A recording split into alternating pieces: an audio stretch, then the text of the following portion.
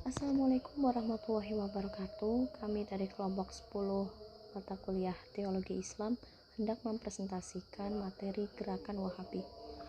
Yang pertama adalah pembahasan mengenai sejarah Wahabi yang akan dijelaskan oleh rekan Hana. Saya Hana binti Saadah akan menjelaskan tentang sejarah Wahabi. Seperti yang kita ketahui, Wahabi didirikan oleh seorang yang disebut pemurni tauhid, yaitu Muhammad bin Abdul Wahab. Muhammad bin Abdul Wahab lahir di kampung Uyainah atau Najd pada tahun 1701 Masehi atau sekitar 1115 Hijriah dan wafat pada tahun 1793 Masehi atau sekitar 1206 Hijriah. Ayahnya bernama Syekh Abdul Wahab. Nah, paham Wahabi sendiri ini muncul pada abad pertengahan pada sekitar tahun 1250 hingga 1800 Masehi. Nah, pada tahun-tahun tersebut timbul ide-ide pembaruan dan upaya terhadap pemurnian tauhid sebagai kondisi politik dan paham tauhid. Nah, dalam watak perbuatan, pengalaman dan pengetahuan dari Muhammad bin Abdul Wahab ini, ia terdorong untuk mencetuskan ide-idenya. Dan karena gagasan-gagasannya itu, dia bermaksud untuk memberantas yang dinamakan bid'ah yang masuk ke dalam ajaran Islam. Nah, maka berkembanglah sebuah gerakan yang disebut gerakan Wahabi. Nah, ayahnya sendiri, Syekh Abdul Wahab ini mendapatkan firasat mengenai putranya yang nantinya akan menyesatkan umat dengan pahamnya tersebut. Dalam penyebaran paham Wahabi sendiri ini, Muhammad bin Abdul Wahab menyebarkan secara sembunyi-sembunyi ketika ayahnya masih hidup. Dan ia berani terang-terangan untuk menyebarkan paham Wahabi ini ketika ayahnya sudah wafat. Nah, ayahnya ini pernah mengatakan bahwa dalam suatu riwayat bahwa Muhammad bin Abdul Wahab ini tidak menyukai belajar fikih, tidak suka belajar fikih seperti para pendahulunya. Nah, Muhammad bin Abdul Wahab ini tidak menyukai fikih karena ilmu fikih itu dapat menyebabkan kaum muslimin itu melenceng atau jauh dari Al-Quran dan Sunnah atau Al-Hadis, dan menyebabkan kaum muslimin itu buta oleh para fuqaha. Fuqaha ini adalah para ahli fikih, ulama ahli fikih. Nah, ditakutkan nanti jika kaum muslimin ini belajar fikih, nanti ia menuhankan para fuqaha ini dan berpaling dari Al-Quran dan Al-Hadis atau Sunnah. Itu yang dikatakan oleh Muhammad bin Abdul Wahab. Nah, demikian penjelasan tentang sejarah timbulnya aliran atau paham Wahabi, dan penjelasan selanjutnya akan dilanjutkan atau dijelaskan oleh presenter berikutnya. Saya akan melanjutkan presentasi dengan topik gerakan Wahabi. Di sini ada 2 poin yang akan dibahas, yaitu yang pertama gerakan Wahabi. Gerakan Wahabi yang dipelopori oleh Muhammad ibnu Abdul Al-Wahhab muncul karena diguncang oleh kelemahan-kelemahan umat Islam di tempat ia dibesarkan dan tempat-tempat lain yang dikunjunginya. Di sana ia melihat betapa besarnya pengaruh ahli-ahli torekot di masa hidupnya, sehingga banyak kuburan-kuburan syekh torekot yang bertebaran di setiap kota, bahkan di kampung-kampung ramai dikunjungi oleh orang-orang yang ingin meminta berbagai macam pertolongan.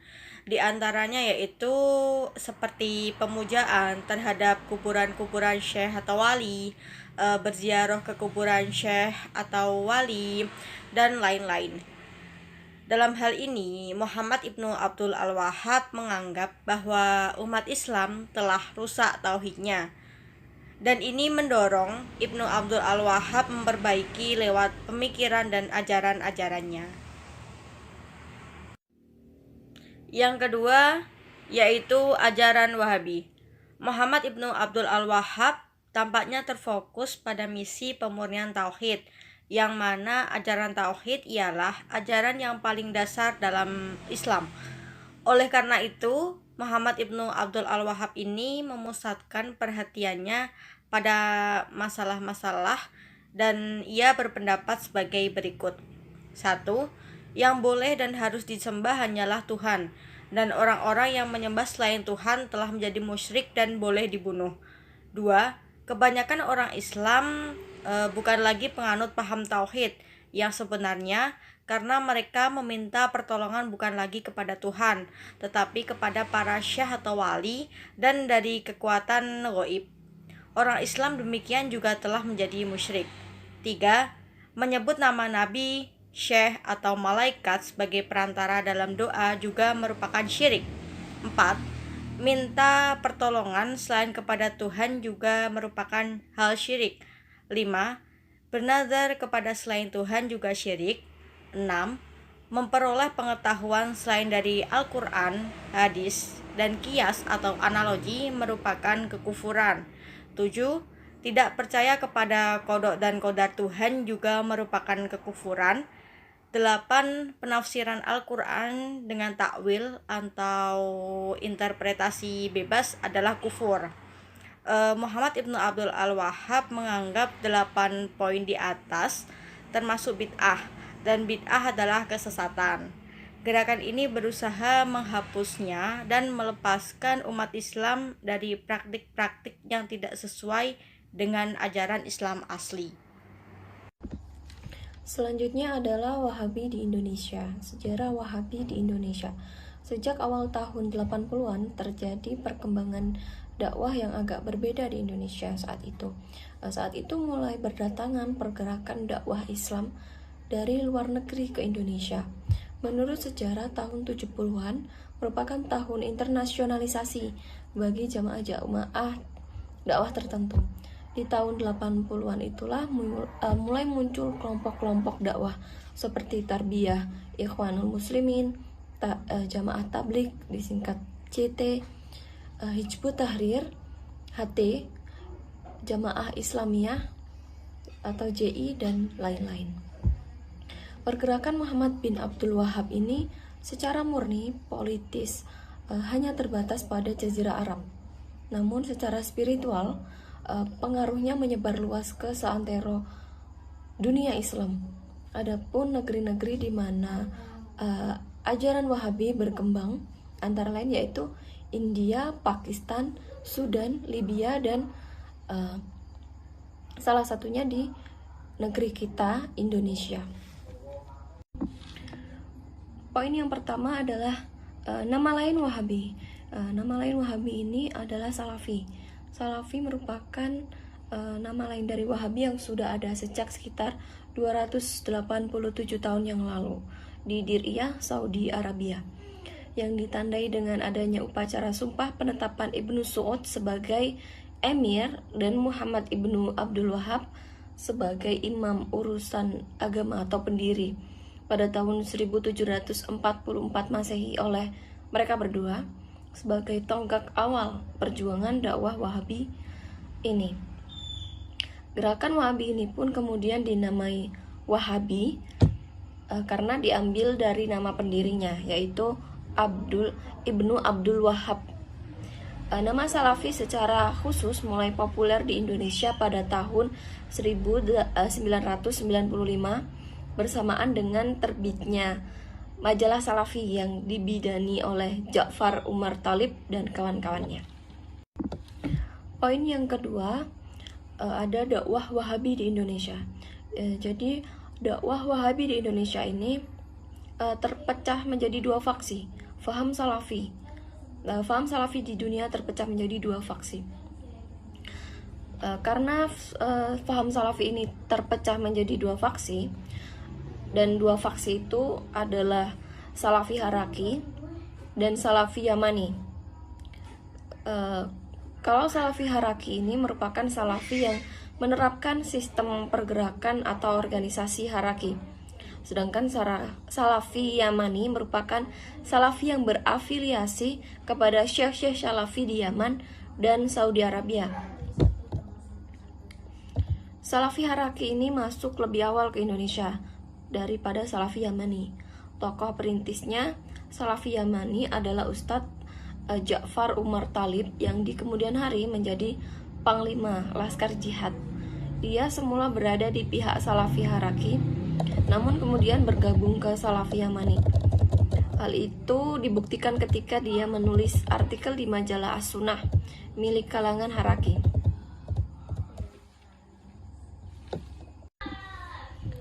Poin yang ketiga, ada akar sejarah faham Wahabi di Indonesia. Jadi awal mula faham Wahabi ini datang ke Indonesia diawali dengan gerakan di Sumatera Barat atau dikenal dengan gerakan kaum Padri. Gerakan kaum Padri ini merupakan akar sejarah faham Wahabi pertama di Indonesia, yang salah satu tokoh utamanya adalah Tuanku Imam Bonjol. Gerakan ini sendiri berlangsung dalam kurun waktu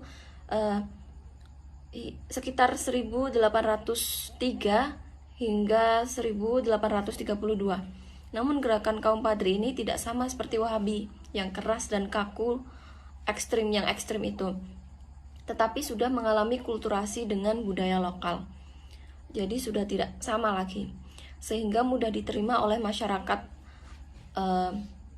beserta perjuangan pemurnian tauhid atau gerakan pembaharuan di Indonesia itu. Pada awal abad ke-19 tidak terkait secara langsung dengan faham Wahabi, melainkan hanya ada kesamaan semangat spirit. Sebagaimana pengakuan pendiri Al-Irsyad Al-Islamiyah, Syekh Ahmad Surkati ketika dia dituduh sebagai Wahabi. Dia membantahnya dengan berkata, "Tangan saya gemetar ketika menulis bantahan ini. Wahabiyah yang dituduhkan kepada saya. Bukan karena saya takut terhadap gerakan yang keras itu, melainkan karena saya tidak mengetahui apalagi mengikuti." Begitu juga dengan pendiri Muhammadiyah, Kiai Haji Ahmad Dahlan. Beliau itu seorang sufi, tidak seperti Wahabi. Seperti Muhammad bin Abdul Wahab yang mengkafirkan sufi atau tasawuf. Realitas ini juga diamini oleh cendekiawan Muhammadiyah Abdul Munir Mulkan, juga seorang guru besar Universitas Islam Negeri Sunan Kalijaga, Yogyakarta. Poin yang keempat, yaitu awal kelahiran pergerakan Islam modern di Indonesia. Yang pertama adalah motif yang melatar belakangi pembaharuan Wahabi ini. Mudahnya spirit pembaharuan Wahabi yang diterima oleh beberapa ulama di Indonesia saat itu adalah medan dakwah Nusantara yang berhadapan langsung dengan ajaran animisme, dinamisme, dan pengaruh Hindu-Buddha. Tantangan inilah yang membuat mereka mudah menerima dan memiliki kesamaan ide dengan sekte Wahabi dalam hal pemurnian tauhid, dengan harapan agar umat Islam Indonesia bisa lebih jeli dan berhati-hati menjalankan ajaran Islam, sehingga tidak tercampur dengan budaya lokal yang tidak sesuai dengan ajaran Islam. Namun meskipun begitu, jika dibandingkan dengan ajaran Wahabi yang aslinya, itu sangat berbeda sekali. Karena pada ajaran Wahabi sendiri ada yang melarang sebuah makam itu ada gundukannya dan lain sebagainya itu. Yang kedua, yaitu kondisi Indonesia dan medan dakwahnya. Kondisi di Indonesia sangat jauh berbeda dengan medan perjuangan Wahabi di Arab Saudi pada saat itu, di mana yang mereka hadapi di Jazirah Arab adalah sesama umat Islam yang mengikuti sunnah Rasulullah SAW, namun dituduh musyrik dan kafir, padahal tidak demikian. Siasat itu yang mereka gunakan tidak lain adalah bertujuan untuk berdirinya negara klan Saudi yang bersinergi dengan Ustadz Ibnu Abdul Wahab yang telah terisolir dan dikucilkan baik oleh keluarganya maupun masyarakatnya. Pergerakan-pergerakan Islam modern yang lahir lebih awal di Indonesia seperti Muhammadiyah, Persis, dan Al-Irsyad hanya memiliki kesamaan ide, yaitu pemurnian tauhid, bukan faham dengan kelompok Salafi Wahabi. Jadi sudah tidak se-ekstrim aslinya, faham aslinya. Namun begitu, kelompok Salafi Wahabi sama sekali tidak menganggap ketiga pergerakan tersebut memiliki kesamaan ide. Jadi Wahabi sendiri tidak menganggap organisasi Muhammadiyah atau pergerakan dakwah Islam yang lainnya itu sebagai dari golongan mereka.